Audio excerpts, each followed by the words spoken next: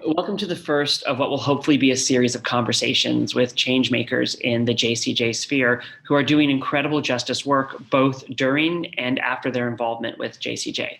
So today, for our first one, I'm really excited to be speaking with Dahvi Cohen, who will tell us a little bit more about herself. So Dahvi, it's wonderful to see you. You're doing incredible work. I cannot wait to hear about all of it. I can't wait for everybody to hear about it. But why don't you begin by introducing yourself? Name, age, hometown, college, and really where you are and what you're doing now. Yeah, definitely. So my name's Davi. I'm originally from Irvine. I got involved with JCJ through just, Joel. Joel doing great things, wanting to do great things with Joel. And I moved to DC for my undergrad at George Washington University. And I just graduated in May with my bachelor's in political science and human services and social justice, which is kind of a mouthful, but very niche GW way of saying that didn't want to be the super cookie cutter political science student, so I threw some social justice in there. But I'm now continuing on with my master's that I started through a dual degree program in legislative affairs. And I'm also working on the Hill as of very recently in my fourth week as a staff assistant for Congressman Adam Schiff. And I think I got everything on the list. You did. That's awesome. So, based on what you just said about starting your work with Congressman Schiff, I really want to pick up from there. You've been pretty involved with JCJ since our early days and your freshman year in college. So tell us a little bit about that and how it has influenced, if it has influenced your path to today in working with the congressman. Yeah, definitely. I think that JCJ has also always been like steady background for how to approach progressive issues and social justice advocacy from a Jewish lens. And for me, it's really been a source of whenever, I'm doing work in my classes, but I want to do them a little bit with this Jewish twist that I grew up, going to synagogue and religious school and Nifty and all of those things and wanting to continue that. JCJ always had an opportunity for me to do that, whether it was writing op-eds, which I wrote two of with you guys, and creating video content for social media or coming out with big pushes or, fellowships that you offer for other students. That was always nice to know that JCJ offered a way for me to do a lot of the stuff that already, I had opportunities to do advocacy in DC and at GW, but I didn't have the opportunity to do it with the Jewish lens that I grew up with and really felt the most comfortable in. And so that was really helpful and beneficial for me going through undergraduate. And then as I started applying for jobs, JCJ was there to provide me with a network that was, as anyone who was applying for jobs in, the political sphere knows, is so important. So I really appreciated that. So, I worked in DC for a few years before, or sorry, after college, before rabbinical school. And, when I first got to DC, it was this amazing experience. I hadn't lived there before. So being there after college was so exciting. You've been in DC for a number of years now.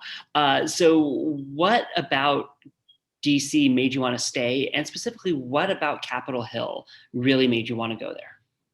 Yeah, I think at first if you asked me that sophomore year, like, what do you want to do after? I would have said, oh, the Hill, obviously, because that's just what everybody did. I had already gotten my first internship on the Hill under my belt in then Senator Harris's office my sophomore year. And I kind of only got that after deciding this is what I want to do. And so I think that I knew that I wanted to start there at some point. And then as I got a little further into my undergraduate, I started interning at nonprofits like Giffords and then at a nonprofit called Protect Our Defenders on more specific issues. And that kind of appealed to me because you got to experience more of an expertise in advocating for one issue rather than trying to cover all of them at once.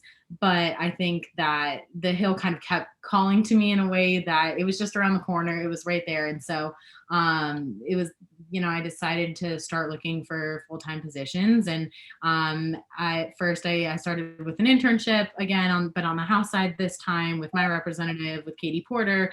And that eventually was what helped me find this position with Congressman Schiff. And And I think that it was partially, it was always kind of the trajectory that I was looking for, but also I had to deviate away from it to realize that it was where I wanted to end up, at least for the time being. I love that. And I love that, you really came to DC with this broad sense of justice. And then you really started to focus, with Giffords and whatnot. Now that you're on the Hill, are there any other more specific areas of justice that have really kind of spoken to you recently that you're getting more involved and interested in?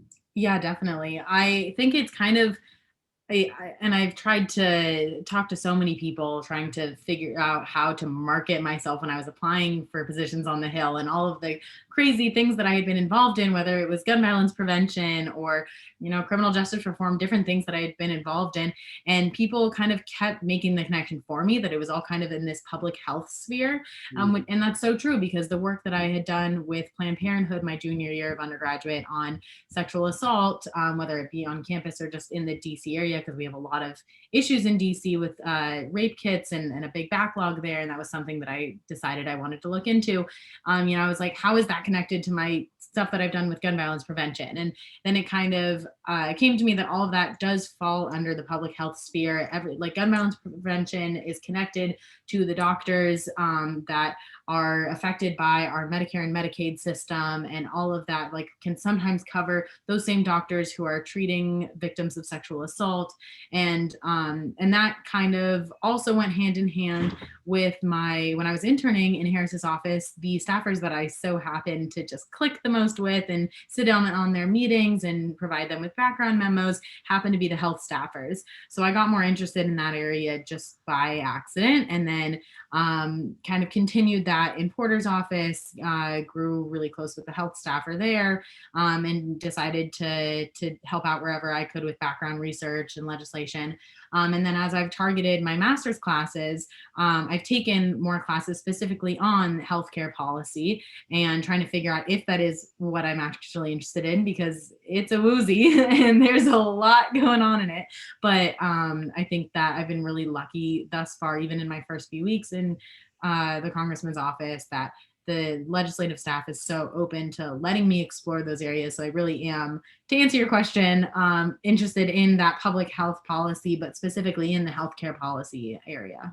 And talk about a time to really get involved with public policy in terms of healthcare and public health. I mean, we've only begun to scratch the surface of what we could see and the changes we could see. Yeah. So based on all of this, what is your outlook in terms of the future of social justice over the next 5 to 10 years? What's on your mind? What are you thinking about? What do you see for the future? I don't know. I think that I have the realist in me and I have the optimist in me. And of course, my first thought is that it all depends on, the midterms, and it all depends on the next election, and it all depends on, if Biden runs again, and it all, my head goes to the campaigns. But I think that there's an opportunity to continue the work, both on the ground and with grassroots movements and in Congress, regardless of who's going to be president next or how the votes go. And I think that it's building those foundations that's so important to keep the momentum going, because as long as we're still talking about issues, there were and elections can do a lot. The issues that Bernie Sanders was talking about in his first presidential run were laughed at, and were center stage in the last presidential election. So, there's ways to create more of a louder conversation around issues that need to be talked about, that were once regarded as too far left and too progressive to even be considered seriously. But I think that the on the ground grassroots movements are so important to continue the momentum going, even when the votes in the House and the Senate aren't in our favor, because the moderates of the world don't want to get rid of a filibuster or things like that. Do you think you have to be an optimist to work in DC, to work in public policy, to work in social justice? I think those are different questions. I think you have to be an optimist to work in social justice, or have that sense, because otherwise, what's going to keep you going when you have a president for 4 years that doesn't want anything on your agenda to get passed? But you also have to be a realist to work in DC. If you're not, you're just kidding yourself, and you'll get knocked down every single day. So I think that it's a very strong balance that you need of both. So as you know, many activists within JCJ are a few years younger than yourself. What advice would you give them, specifically those who say, I want to go to DC, I want to work there, I want to get some experience? What would you tell them? Take every piece of advice, including the advice I'm about to give you, with a grain of salt, because for every answer that you get, you will easily just walk across the hall and get a completely opposite answer from someone else. And that kind of goes hand in hand with my main piece of advice, which is just talk to as many people as you can, because then you get all of the answers and you can figure out what works for you. But also, that inherently will give you a network, and that is the most important thing in this city. This is the smallest big city in the world. Everybody knows everyone, and as frustrating as it is at times, because, as someone who is now responsible for hiring interns and for this office, and I want to make sure that we're doing so equitably and giving everybody an opportunity to get their foot in the door, it's incredibly frustrating sometimes to see how Congress works, and how it's so hard to get your foot in the door if you don't know the right people. But you can make it happen, and you can figure out how to know the right people by just talking to as many people as you can. It doesn't take, for a second I thought, I'm not going to get an internship on the Hill, when I first applied sophomore year, because I don't go to an Ivy League, and I don't have a family member in Congress, so I'm not going to get an internship on the Hill. And I didn't get the internship the first time I applied. But then I found a friend through GW College Democrats who worked on the campaign side. She offered to help me get an internship on the campaign side, and then that translated to an internship on the Senate side. And so I didn't give up, and used the very limited network I had as a sophomore in undergrad to expand my network, and then only continued from then on. But I do wish that I had known how important that was sooner, because I think that when I was interning on the Senate side sophomore year, I would have kept in touch with so many more people if I had known how important it was to do that.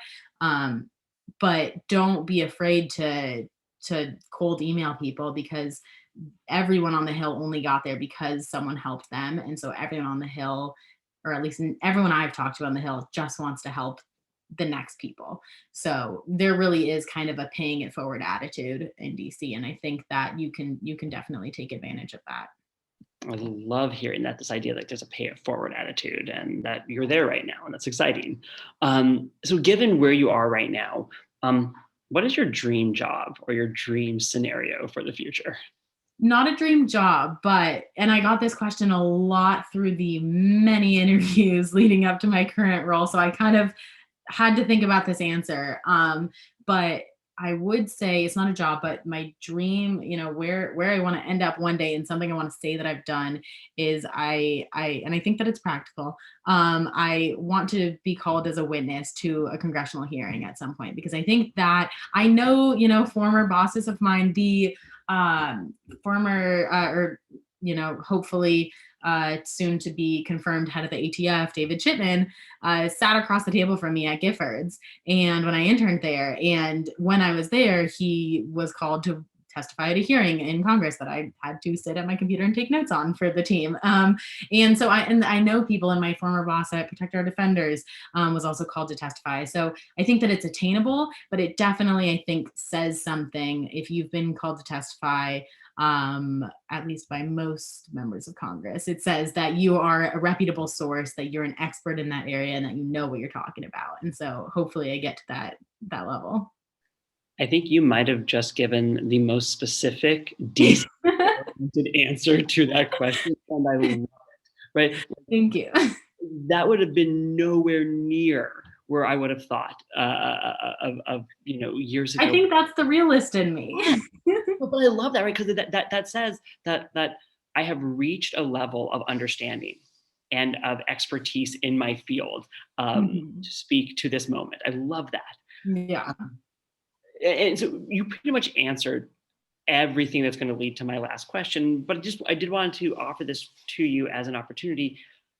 Do you think that your years of experience of activism and advocacy, has it helped you in this current moment in time? Definitely. I think that while it may have taken me a moment along the way to figure out how to market it and how, like, drafts and drafts and drafts of a resume, and then figuring out how, where to put what, because I had so many incredible opportunities to do so much from high school through undergrad through summers, even, figuring out how to put working at a Jewish sleepaway camp on my resume. And thank God one of the staffers in Harris's office told me, no, don't take that off your resume, because it shows that you are not a robot who's just done, poli sci things. You actually know how to have empathy. But yes, of course, like, all of the things along the way and all of the advocacy opportunities were so instrumental in being where I am, because it helped me figure out where I wanted to go. I think that was the biggest thing, because once you set your sight on something, once you decide I want to work on the hill, it will take time. It took me many months, but it will happen. And so the hardest part for me was just figuring out where I wanted to go. And that was me calling back on all of the advocacy that I had done. And for some people, that's going to be on the campaign side and hitting the ground and getting out the vote. And some people, that's going to be, working in direct service, also on the ground. And for me, that was working in Congress and making sure that once people were elected, that they were staying true to their promises. And that was where I ended up. Thank God. I just want to say the entire JCJ family is just beyond proud of you. And we just love seeing where you are. And, the last time I was in DC prior to the pandemic, we had breakfast together in DuPont Circle. And so I am looking forward to hopefully coming back to DC soon. We'll have breakfast on Capitol Hill.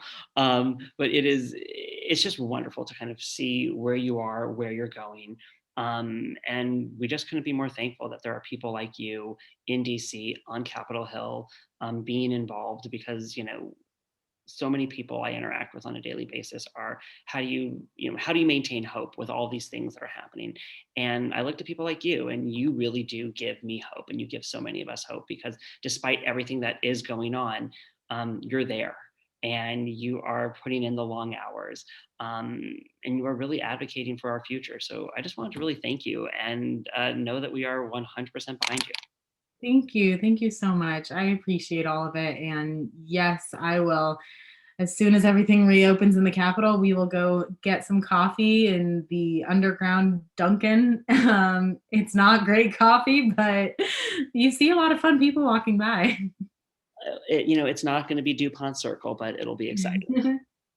Thank you so much. It was wonderful to speak with you, and we look forward to now working with you as an advocate in so many more ways. Thank you. Thank you.